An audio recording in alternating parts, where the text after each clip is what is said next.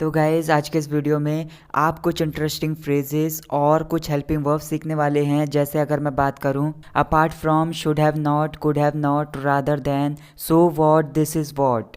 तो आज के इस वीडियो में हम इन सभी की मीनिंग के साथ उनके ऊपर रियल लाइफ से रिलेटेड कुछ एग्जांपल्स के बारे में बात करेंगे, ताकि इन सभी को आप अपने रियल लाइफ में इजीली यूज़ कर पाओ। और मैं जानना चाहता हूँ कि आप क्या चाहते हो कि मैं नेक्स्ट वीडियो किस टॉपिक पर बनाऊँ। तो अपने डाउट्स या फिर अपना टॉपिक मुझे कमेंट करके बताइए।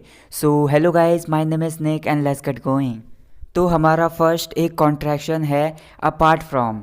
इसका मतलब होता है किसी चीज़ के अलावा या फिर किसी चीज़ के अतिरिक्त कोई हम एडिशनल इन्फॉर्मेशन अगर हम अपने सेंटेंस में ऐड करना चाहते हैं तो इस कॉन्ट्रैक्शन का यूज़ कर सकते हैं। जैसे अगर मैं कुछ एग्जांपल्स लूँ, गाने के अलावा उसे डांस करना भी पसंद है। मतलब गाना गाना तो उसे अच्छा लगता ही है, उसके साथ साथ या फिर इसके अतिरिक्त उसे डांस करना भी पसंद है। तो आप इसे ट्रांसलेट करेंगे, apart from singing she also likes dancing. Apart from singing she also likes dancing. मेरे अलावा कमरे में कोई नहीं था, मतलब मैं कमरे में था, मेरे अतिरिक्त कमरे में और कोई नहीं था। There was no one apart from me in the room. There was no one apart from me in the room. मैं मुश्किल से ही तुम्हारी कॉलोनी में और किसी को जानता हूँ। मतलब I hardly know anyone else apart from you in your colony. I hardly know anyone else apart from you in your colony. Delhi में घर के अतिरिक्त मेरा एक घर देहरादून में भी है। मतलब एक घर मेरा दिल्ली में है, उसके अतिरिक्त मेरा एक घर देहरादून में है। तो आप इसको ट्रांसलेट करेंगे, apart from house in Delhi I also have a house in Dehradun. Apart from house in Delhi I also have a house in Dehradun. मुझे केमिस्ट्री के अलावा सारे सब्जेक्ट्स अच्छे लगते हैं। It means I like all the subjects apart from chemistry. I like all the subjects apart from chemistry.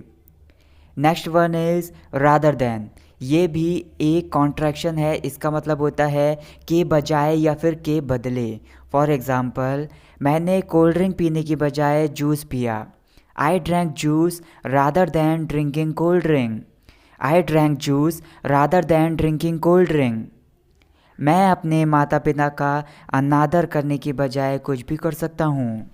I can do anything rather than disrespecting my parents. I can do anything rather than disrespecting my parents. Doctor बनने की बजाय उसे teacher बनना पसंद है। She likes to be a teacher rather than becoming a doctor. She likes to be a teacher rather than becoming a doctor.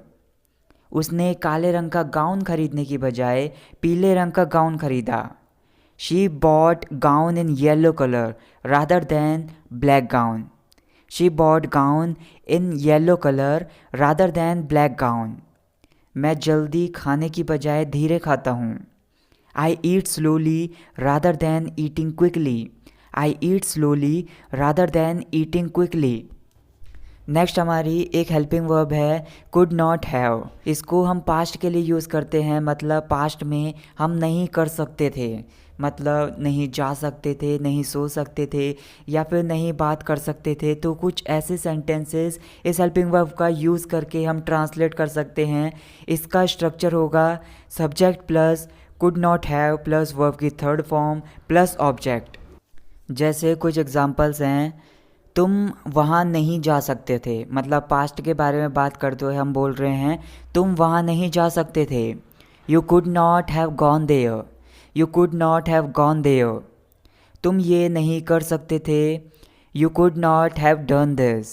You could not have done this. तुम उससे बात नहीं कर सकते थे। You could not have talk to her. You could not have talk to her. क्या तुम सो नहीं सकते थे। Couldn't you have slept? Couldn't you have slept?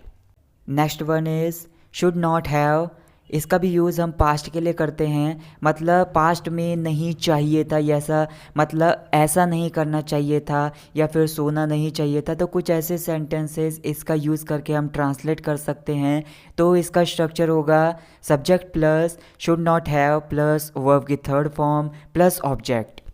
जैसे कुछ एग्जांपल्स हैं, तुम्हें उस पर भरोसा नहीं करना चाहिए था। You shouldn't have believed him. You shouldn't have believed him. तुम्हें सोना नहीं चाहिए था। You shouldn't have slapped. You shouldn't have slapped. उसे यहाँ से नहीं जाना चाहिए था। She shouldn't have gone from here. या फिर ऐसे भी बोल सकते हैं, she should not have gone from here. आपको वीडियो को डिसलाइक नहीं करना चाहिए था। You shouldn't have dislike the video. You shouldn't have dislike the video. तुम्हें उसको ब्लॉक नहीं करना चाहिए था। You shouldn't have blocked her. You shouldn't have blocked her. Next हमारी एक फ्रेज़ है, दिस इज़ वॉट। इसका मतलब होता है यही तो, लेकिन हमें अगर ऐसा बोलना हो वही तो हम दैट का यूज़ कर सकते हैं। मतलब हम बोलेंगे दैट इज़ वॉट। तो जैसे कुछ एग्जांपल्स हैं, यही तो मैं तुमसे पूछना चाहता था। This is what I wanted to ask you. This is what I wanted to ask you. वही तो मैं ख़रीदना चाहता हूँ। That's what I want to buy. That's what I want to buy. यही तो मैं बिल्कुल भी पसंद नहीं करता। This is what I don't like at all. This is what I don't like at all. यही तो तुम अक्सर भूल जाते हो। This is what you often forget. This is what you often forget. यही तो मैंने करने के बारे में सोचा था। This is what I thought of doing. This is what I thought of doing. Next हमारी एक एडवर्ब है इनवर्डली। इसका मतलब होता है मन ही मन, या फिर आप बोल सकते हैं मन में। फॉर एग्ज़ाम्पल, वह मन ही मन खुश है। She is inwardly happy. She is inwardly happy. उसने तुम्हारा शादी का प्रस्ताव ठुकरा दिया, तुम मन ही मन दुखी होंगे। She refused your marriage proposal, you must be upset inwardly. She refused your marriage proposal, you must be upset inwardly. वह मन ही मन गुस्सा है। He is inwardly angry. He is inwardly angry. वह मन ही मन तुमसे नाराज है। She is inwardly angry with you. She is inwardly angry with you. मैंने मन ही मन भगवान से प्रार्थना की। आई inwardly pray to God. I inwardly pray to God. Next हमारी एक फ्रेज़ है सो वॉट। इसका मतलब होता है तो क्या हुआ। जैसे कुछ एग्जांपल्स हैं, तो क्या हुआ अगर मैंने चाय में चीनी नहीं डाली। So what if I didn't add sugar in tea. So what if I didn't add sugar in tea. तो क्या हुआ अगर मैंने तुम्हारा हाथ छू लिया। So what if I touched your hand. So what if I touched your hand. तो क्या हुआ इसमें तुम्हारा क्या जा रहा है। So what are you going to lose in it. So what are you going to lose in it. तो क्या हुआ हर कोई जानता है कि वो एक घटिया इंसान है। So what everyone knows that he is a despicable person. So what everyone knows that he is a despicable person. तो क्या हुआ अगर वह अभी भी तुमसे नाराज है। So what if she is still angry with you. So what if she is still angry with you. Next हमारी एक इडियम है गो ओवर हेड। इसका मतलब होता है कि कुछ है जो सर के ऊपर से जाती है, मतलब उसको वो इंसान अच्छे से समझ नहीं पाता है तो वो उसके सर के ऊपर से चली जाती है। जैसे अगर मैं एग्जांपल्स लूँ, गणित मेरे सर के ऊपर से चली जाती है। इसका मतलब ये है कि गणित मुझे अच्छी तरीके से समझ नहीं आती है, तो इसके लिए आप बोलेंगे mathematics goes over my head. Mathematics goes over my head. तुम्हारी बातें मेरे सर के ऊपर से चली गईं, मतलब तुम्हारी बातें मुझे समझ में नहीं आईं। Your words went over my head. यहाँ पर इसी इडियम की सेकंड फॉर्म यूज़ की जा रही है, क्योंकि ये जो सेंटेंस है वो पास्ट इंडेफिनिट टेंस का है। Your words went over my head. उनका समझाना मेरे सर के ऊपर से नहीं जाता है। इसका मतलब यह है कि जो वो समझाते हैं तो उनका समझाना मेरे सर के अंदर जाता है, सर के ऊपर से नहीं जाता है। मतलब उनका समझाना मुझे अच्छी तरीके से समझ में आ जाता है। His explanation doesn't go over my head. His explanation doesn't go over my head.